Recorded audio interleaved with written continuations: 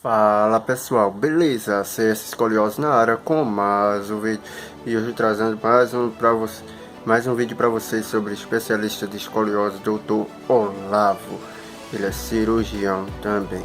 E uma das principais dúvidas aí que ele respondeu foi como melhorar a escoliose, galera. Então eu vou deixar com vocês para vocês assistirem o vídeo dele. Como é uma coluna normal? Quando a gente nasce, um recém-nascido, ele tem uma grande cifose. Uma cifose é uma curvatura para frente, a coluna inclinada para frente. Quando essa criança começa a firmar a cabeça, isso ao redor dos 3 meses de vida, ela passa a desenvolver uma curvatura no sentido oposto da região cervical, que a gente chama de lordose. Lordose, então, é uma curvatura para trás. Quando essa criança começar a andar por volta dos 12 meses, ela vai desenvolver a lordose lombar, da última porção da coluna. Então, a gente consegue caracterizar uma coluna normal com uma lordose cervical, uma cifose torácica e uma lordose lombar. Se nós somarmos as áreas de lordose cervical e lombar, elas provavelmente e devem equivaler aproximadamente à área da cifose torácica. Ou seja, uma coluna bem balanceada tem essas curvas todas se compensando. O que é a escoliose? Com relação à escoliose é um desvio lateral da coluna no plano coronal. O plano coronal é quando a gente olha o indivíduo de frente. Então, escoliose é um desvio para algum dos lados, direito ou esquerdo, olhando um esqueleto, uma coluna de frente. Algum grau de escoliose, que nós normalmente consideramos até 10 graus de desvio lateral da coluna, pode ser considerado fisiológico, ou seja, normal, não implica em nenhuma patologia. As escolioses que preocupam são aquelas escolioses que vão exceder, em geral, os 20 graus. A gente só vai considerar uma escoliose de tratamento cirúrgico quando nós estivermos falando de angulações acima de 40, 45 graus. Quais são os principais tipos de escoliose? Na maior parte das vezes, a escoliose é classificada como escoliose idiopática, ou seja, nós não sabemos exatamente a causa do que está gerando a escoliose. Existem outros tipos, escoliose neuromuscular, associada a diversos tipos de doenças, algumas doenças graves, outras menos. Existem outros tipos de escoliose, que são as escolioses congênitas, ou seja, indivíduos nascem com alguns defeitos na formação das vértebras ou na divisão das vértebras que levam a esses desvios angulares da coluna. A escoliose mais frequente é a idiopática do adolescente, aquela escoliose que vai acometer principalmente meninas, bem mais que meninos, uma proporção aproximada de 6 a 10 mulheres, indivíduos do sexo feminino para um menino, entre 10 e 17 anos. Como é feito o diagnóstico da escoliose nas meninas?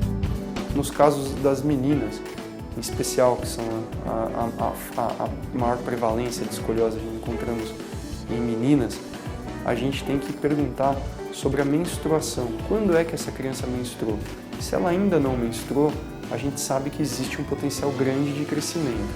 Uma vez que essa criança, essa adolescente, essa menina já menstruou, nós sabemos que normalmente existe um crescimento por mais uns 2 anos após a menstruação. Ou seja, nesses próximos 2 anos após a menstruação, ainda pode haver uma piora da curva. A escoliose pode piorar. Se a criança ainda não menstruou, a gente tem que considerar que essa escoliose pode piorar ainda mais se nós já pegarmos essa escoliose num grau um pouco mais acentuado. Quais são os sintomas da escoliose? A gente deve ficar preocupado se estiver havendo um crescimento, um aumento dos graus dessa escoliose muito significativo. O normal, a gente considera, é que não haja uma progressão maior que 5 graus por ano. Não é esperado que indivíduos com escoliose idiopática sintam dor. Nesses casos a gente deve fazer uma investigação mais aprofundada também.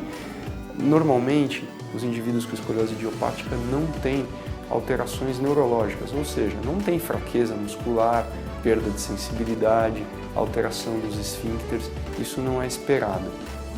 O padrão da curva normalmente é com uma convexidade da curva, ou seja, a curva, a criança tende a tombar o corpo para o lado esquerdo, a convexidade da curva fica à direita. Em casos em que nós temos algum padrão de curva fora desse habitual, também devemos investigar mais aprofundadamente. O que fazer para melhorar a escoliose? Em geral, a escoliose é uma característica individual daquela pessoa, ou seja, é uma característica que vai acompanhá-la talvez pelo resto da vida toda, mas não implica em problemas para a prática esportiva, não implica, no caso das meninas, podem depois ter filhos, podem ter parto. Como que a gente pode melhorar essa curva então? Na verdade, os trabalhos científicos extensos mostram pouco significado na realização de fisioterapias, manipulações, mesmo RPG. Por quê? Porque existe uma informação genética para que a vértebra siga aquela deformidade. Então, muito pouco pode ser feito no intuito de se modificar aquela curva. Fazer atividade esportiva, atividades físicas em geral, não costumam influir no fato de piorar a curva ou melhorar a curva. O que é importante é ter uma boa postura, no sentido de que a criança ou o adolescente podem ser orientados, evitar carregar peso excessivo, sentar-se de forma correta, deitar-se, pegar pesos, abaixar-se, calçar sapatos de forma correta. Isso sim são medidas que podem influenciar. Lembrar que toda vez que uma criança reclamar de dor, estiver se queixando de dor na coluna, a gente tem que investigar. Como são utilizados os coletes ortopédicos? O uso de colete, no caso das escolioses, tem um seu emprego histórico, ainda hoje é empregado e deve ser empregado com bastante critério, principalmente para adolescentes, onde é a maior prevalência dos casos de escoliose. A gente tem que imaginar o impacto psicológico, o impacto social que o uso de coletes, às vezes estigmatizantes, geram nesse adolescente, no seu convívio social, uma fase em que o adolescente se mostra normalmente inseguro. O colete realmente é um fardo. A gente normalmente emprega o colete nos casos em que existe uma curva entre 20 e 40 graus, ou seja, uma curva acima daquilo que era esperado para a fisiologia normal, acima do que é considerado normal, mas ainda não tem indicação cirúrgica. Isso desde que essa criança, esse adolescente ainda mostrem potenciais de crescimento. Uma vez que o esqueleto atinge a sua maturidade, o esqueleto se aproxima ao esqueleto de um adulto, a tendência é que a curva na escoliose não progrida.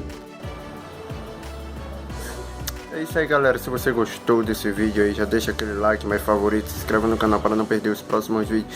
Eu espero aí que esse vídeo tenha tirado várias dúvidas aí da galera, de você e de quem estiver assistindo aí, beleza? Eu fico feliz aí em estar trazendo esses vídeos para vocês. Semana que vem tem mais. Segunda-feira, dia de depoimento aí. Se você quer seu depoimento aqui no canal CS Escoliose, basta me enviar aí o convite no Facebook ou no Instagram aí. É isso aí, você vai ver aí minhas redes sociais aí abaixo aí e me envie um convite aí, tenta entrar em contato comigo, senão bota um comentário aí que eu estarei respondendo e entrando em contato com você para seu depoimento estar aqui no canal CS Escoliose, beleza? Falou, fui!